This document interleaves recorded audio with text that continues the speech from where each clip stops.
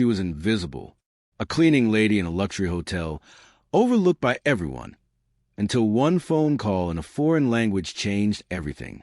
In just minutes, a single conversation would expose secrets, challenge powerful people, and turn her life and an entire company upside down. This is the story of Mara Bennett, and how being underestimated became her greatest advantage. The lobby of the Imperial Heights Hotel gleamed under the warm glow of chandeliers. The marble floors reflected the polished shoes of guests who whispered to each other in hushed tones, checking their watches, carrying designer bags, and living lives Mara Bennett could only observe from the sidelines. And there she was, Mara, kneeling with a mop in hand, scrubbing the floor like she had done countless times before. The scent of lemon polish filled her nose, and the sound of water sloshing across tiles was almost hypnotic. Her hands were raw, her knees stiff, and yet her mind was miles away, imagining herself in a university classroom in Leiden, debating grammar, syntax, and the nuances of languages she loved so dearly. Then the unexpected happened. Her phone buzzed against the cold marble. Mara froze. She had strict rules drilled into her head by manager Sylvia Grant. No personal calls during working hours, especially not in public spaces. Yet she knew that number. She had been waiting for it, praying for it, for 5 long years. The University of Leiden. 5 years of rejection letters. 5 years of carefully crafted scholarship applications that never received so much as a response. 5 years of hope that now felt like it could finally pay off. Her heart raced. She pressed herself against one of the ornate lobby pillars, shielding the screen from prying eyes. Whispering to herself, she said, "This is it. This is the moment." The voice on the other end was clear, precise, fluent Dutch, as if the words had always been meant to roll off her tongue. Mara responded effortlessly, her accent near perfect, her pronunciation polished through years of study and practice. The conversation was brief but electric. Every word, every phrase, carried the weight of her dreams. "My motivative was T. Lot, Miss Gien. I sent it 2 weeks ago," she explained, her voice a mix of hope and nervous tension. And then, for a moment, the world around her seemed to vanish. The ambient sound of the hotel, the chatter, the footsteps, the clinking of glasses, faded into silence. Mara looked up. Adrian Cole, the billionaire owner of the hotel, stood a few feet away. He was watching her, his expression a mixture of astonishment and curiosity. Beside him, manager Sylvia Grant's eyes were wide, her scowl sharper than ever. Mara's heart skipped a beat. "I have to go," she whispered hurriedly, ending the call. Her pulse thundered in her ears. "Bennett, my office, now." The words cut through the lobby like a knife. Mara rose, her hands trembling slightly as she set the mop aside. The walk to the small administrative office in the basement felt endless. She could feel the stares of her colleagues, some sympathetic, some barely hiding their satisfaction at her predicament. She was 29 years old, the only black woman in housekeeping with a college degree, a fact that Sylvia Grant made sure everyone knew, but only to undermine her. As the office door closed behind her, Grant wasted no time. No phones during working hours, especially in common areas. She barked. And talking in, what was that? French. Dutch. Mara corrected immediately, her voice calm but firm, instantly regretting it. "I don't care if it was Martian," Grant snapped. "What I care about is that Mr. Cole saw a cleaning lady ignoring her duties. That is unacceptable. Effective immediately, you're assigned to convention center bathrooms for 3 months. Mara felt her stomach drop. The convention center. That meant double shifts after corporate events, no overtime, endless scrubbing, and humiliation for daring to step out of her place. Grant's punishment was classic. Work her to exhaustion and remind her of her position. She nodded silently, biting back tears, and left the office. That night, Mara sat in her tiny apartment, the walls lined with peeling wallpaper and framed degrees she had earned at Georgetown University, certificates of mastery in multiple languages, and proof of every class she had completed. Yet, here she was, cleaning hotel rooms to make ends meet. Her roommates, 2 young nurses, were asleep, leaving Mara alone with her thoughts. She stared at the diplomas, her heart heavy. 6 years of scrubbing floors. 6 years of sending resumes. 6 years of silence, of invisible rejection. She thought about her mother, who had also worked as a maid, a woman of intelligence and dignity, who never received the recognition she deserved. Mara's tears were silent, but each one carried the weight of her dreams deferred. She whispered to herself, one day, someone will see me. Someone will notice.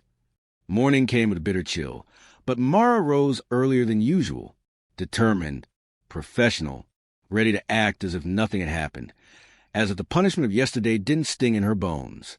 Then the call came. Mara Bennett? Asked Jennifer, the head receptionist, her voice brisk. HR wants you. Right away. HR was on the top floor, near the executive offices, a world Mara had never entered.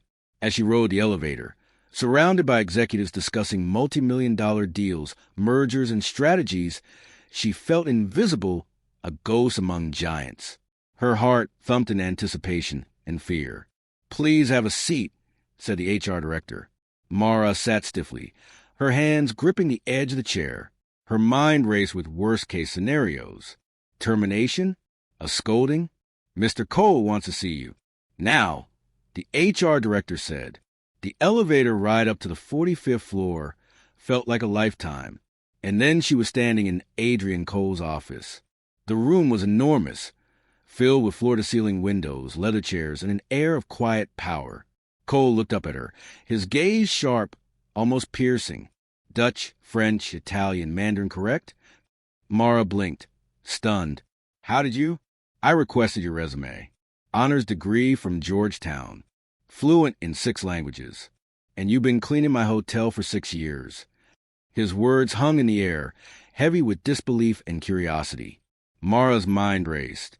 She had never imagined this moment, never dreamed someone like Cole would know who she truly was, beyond the uniform and the mop. And yet here it was, a chance for her hidden talent to finally be seen. Behind that simple phone call in Dutch, a door had opened, and Mara Bennett, who had spent years invisible, was about to step through it. The elevator doors closed behind Mara Bennett, leaving her alone with a mixture of excitement, disbelief, and fear.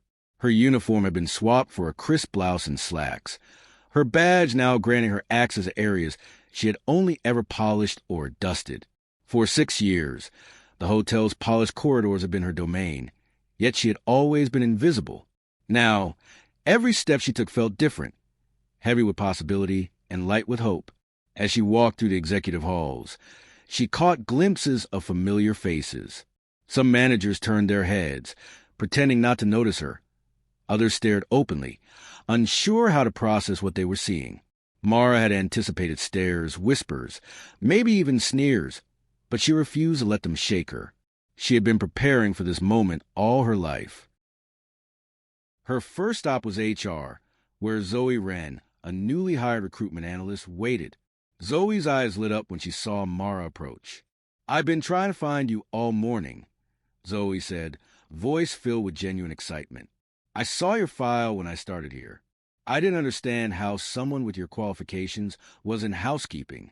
Mara smiled, a mixture of gratitude and relief washing over her. Finally, someone could see what she was capable of. They walked together to the executive floor, Mara clutching the folder Cole had handed her, the documents for the upcoming Dutch-Chinese trade conference. As she studied the materials, Mara's heart sank. Something was wrong. The Mandarin translations of the documents were full of errors, small mistakes that could snowball into serious diplomatic misunderstandings. She flipped through page after page, spotting inconsistencies in terminology, idioms misused, formal titles mistranslated. Whoever had done this didn't just lack precision. They didn't understand the culture, the context, or the stakes. Mr. Cole? Mara asked quietly, glancing up as he entered the room. Cole's eyes were calm but sharp, observing every move. What is it? These translations, Mara said, pointing to the documents. They're incorrect. Not just a little, but critically.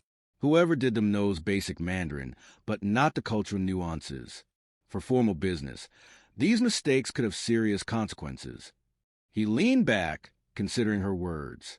How did this go unnoticed? Because qualified employees like me were ignored, Mara said, her voice steady but firm. She pulled out her phone, showing screenshots and email confirmations from previous years, proving that she had repeatedly offered her skills, only to be passed over. Cole's brow furrowed. I see.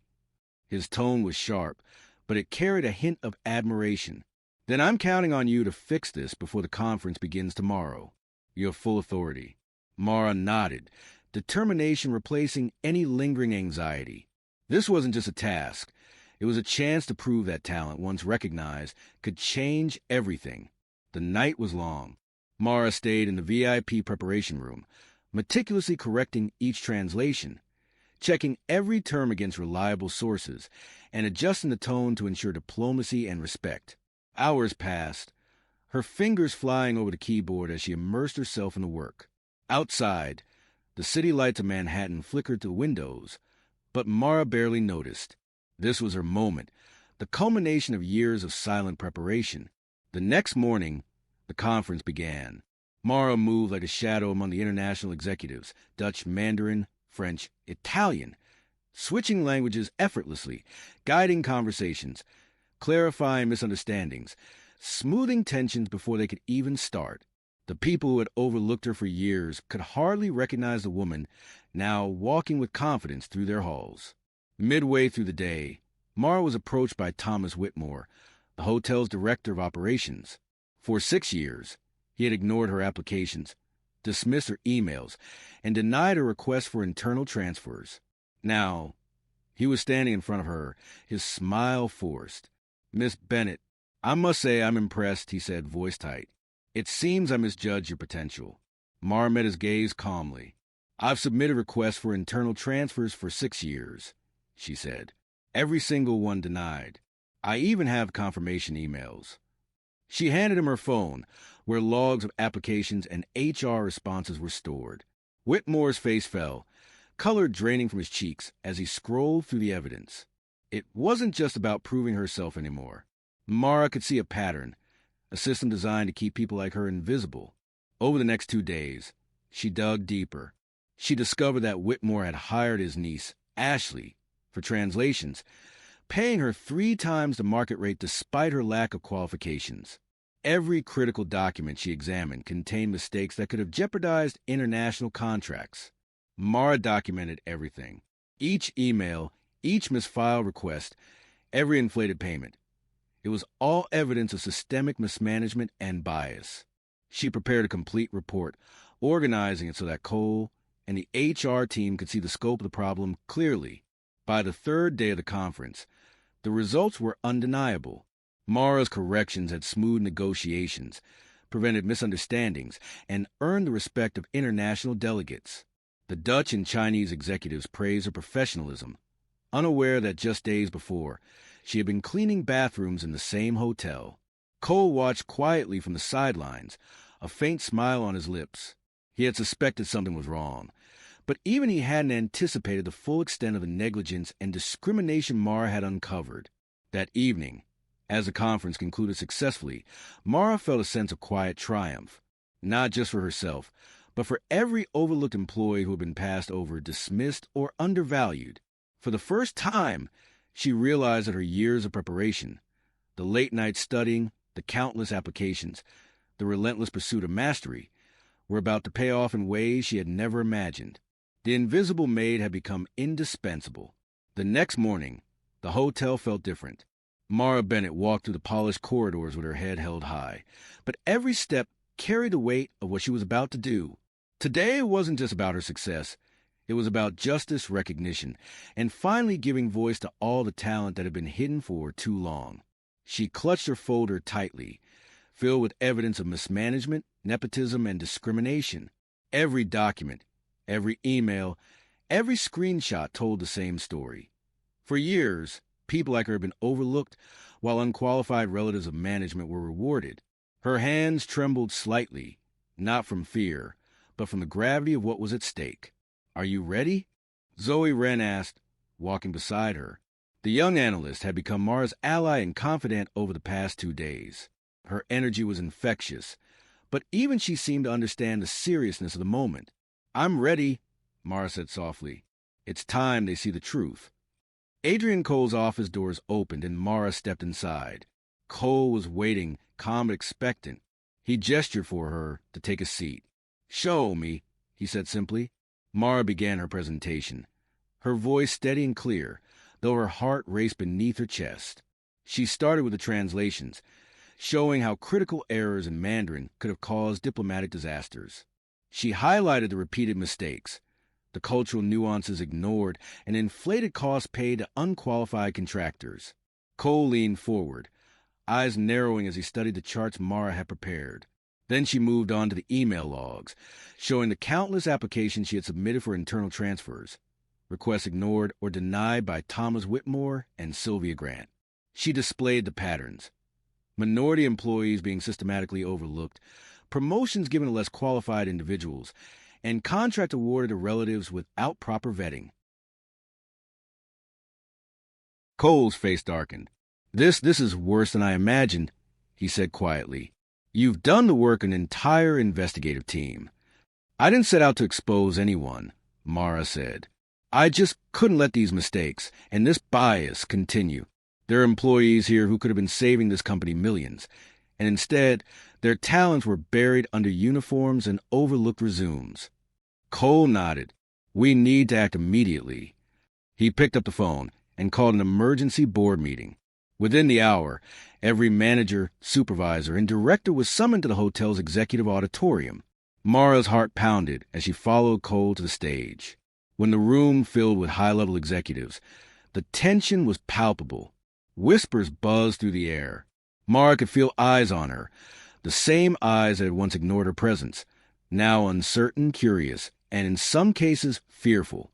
Cole took the stage first, his voice commanding.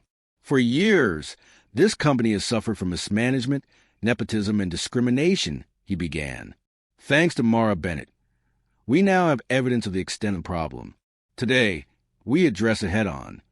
Mara stepped forward, projecting her voice to reach the back of the auditorium.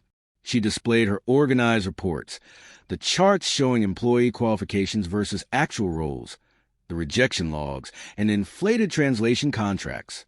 The room went silent. Some managers shifted nervously, avoiding eye contact. Others looked stunned, realizing that their long-held assumptions and biases had been exposed. Mara felt a surge of satisfaction, but she held it in check. This wasn't about revenge. It was about truth. "Thomas Whitmore is terminated for cause," Cole announced, his tone final. "Sylvia Grant is suspended pending further investigation. Effective immediately, all hiring and promotion records from the past 5 years will be audited. And Mara Bennett is appointed Global Director of Internal Communications, overseeing multilingual operations across all our properties." The room erupted in applause. Many of the housekeeping staff, sitting quietly in the back, clapped softly, some with tears streaming down their faces. For Mara, it wasn't about the applause. It was about seeing years of talent finally recognized. Whitmore was escorted out by security, his face a mix of anger and disbelief. Mara caught his muttered words as he passed by. "You won't last a month." She smiled calmly, knowing that her work wasn't about proving him wrong. It was about creating a system where hidden talent could thrive. That evening, in her new office overlooking the city, Mara allowed herself to cry. These weren't tears of sorrow, but of release. 6 years of invisibility, rejection, and frustration had finally led to recognition, not just for herself, but for every overlooked employee. She picked up her phone and called her mother. "Mom, I did it," Mara whispered, voice trembling. "Everything you sacrificed, it was worth it. Your dreams for me didn't die. Today, doors are opening for people like us." And it didn't stop there. Mara knew this was just the beginning. Over the next few months, she rolled out the Invisible Talents program, an initiative designed to identify employees whose skills had been overlooked. She mentored them, provided opportunities, and ensured that no talent would be hidden beneath a uniform ever again. The results were staggering. In just 6 months, 147 employees were promoted or placed in roles matching their skill sets. Outsourced translation costs dropped 78%. International client satisfaction rose 42%, and hotel chains' diversity ratings soared to the top of the industry. The ripple effect of Mara's courage and expertise was already changing the culture of the company. Whitmore's career, by contrast, never recovered. No luxury hotel wanted to hire him after his mismanagement, and discriminatory practices were exposed. His niece Ashley returned her ill-gotten earnings and enrolled in a Mandarin program funded by the Coleman Foundation, a lesson in accountability that Mara ensured was constructive, not punitive. Sylvia Grant, once a symbol of authority and prejudice, was demoted and transferred, learning firsthand the value of humility and hard work. Meanwhile, Mara continued to mentor employees, create systems for accountability, and build a workplace where talent, not bias, dictated opportunity. That night, Mara stood by her office window, looking out at the city skyline. The lights of Manhattan stretched endlessly before her, but it wasn't the skyline that filled her with hope. It was a realization that she had changed the lives of countless people. Her mother's voice echoed in her memory. No matter how invisible they try to make you, your worth isn't determined by them. Mara had not only proven that to herself, she had proven it to the entire company and soon the industry. Months had passed since Mara Bennett's first step into Adrian Cole's office as the International Relations Coordinator. Months filled with intense work, careful planning, and unwavering determination. But Mara's story wasn't just about promotion or a title. It was about creating a legacy. From her office on the 32nd floor of the Imperial Heights Hotel, Mara looked out at the bustling city below. The lights twinkled like promises waiting to be fulfilled, and for the first time in her life, Mara felt that her potential was no longer invisible. She was finally in a position to open doors for others, just as her mother had hoped for her.